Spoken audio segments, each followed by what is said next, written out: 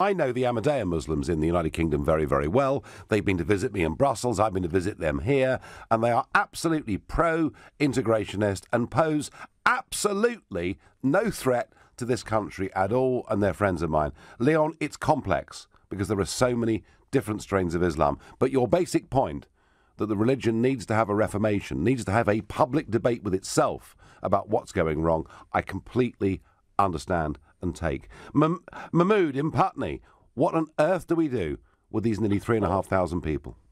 Well, I think that if the due process, if they're subject to the due process of law, then if they're demonstrated to be a threat to the country, then absolutely they should be deported. I just wanted to say about there's a previous caller, Muhammad, who said that he was a Christian, he converted from this dreadful religion, Islam. And he made all sorts of comments about Islam that weren't really challenged properly. I'm a member of the Ahmadiyya Muslim community. Are you? Okay. Well, I've literally just mentioned it. I know. Yeah, I heard. Yeah. Okay. Yeah. I mean, the thing, what I would say is, I mean, you talk about reformation within Islam. I mean, that's something that has already happened. I mean, and when you say reformation, when Muhammad came, I mean, this idea that somehow he came with the sword and, there was two phases to his life, one when he was peaceful and the other when he was warlike, is absolute tosh. And this idea that peace isn't mentioned in the Quran, well, Islam actually means peace, as your listeners well know. But the thing is that what's happened actually is that these Wahhabists that you're talking about, and these terrorists, they've taken certain verses of the Quran completely out of context, and those verses that relate to war only relate to defensive war. And they've taken them in a completely different context, and they're abetted by certain people who are Christians and whatever, who want to attack the religion. You are not the first person to tell me that these are wild misinterpretations, that what was seen to be defensive is taken to be offensive. I've heard this before.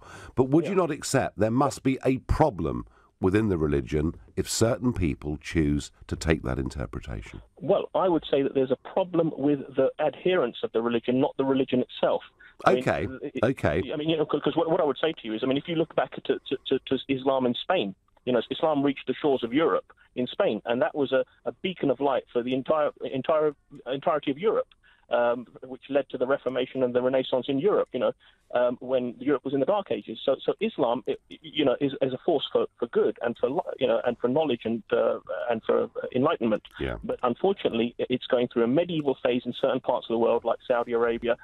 All countries that are supported by us, as in terms of arms deals and all sorts of things.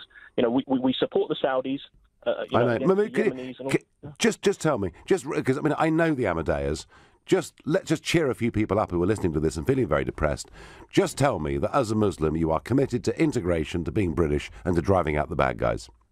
Well, more than that, we want to make a positive contribution to any country in which we settle, and we abhor these acts of terror, and we want to actually be the agents to change, so that within the religion we actually provide the theological arguments against these people. I love it. We're the only people to Mahmood, that's the best phone call I possibly could have had. Thank you. You're listening to The Nigel Farage Show.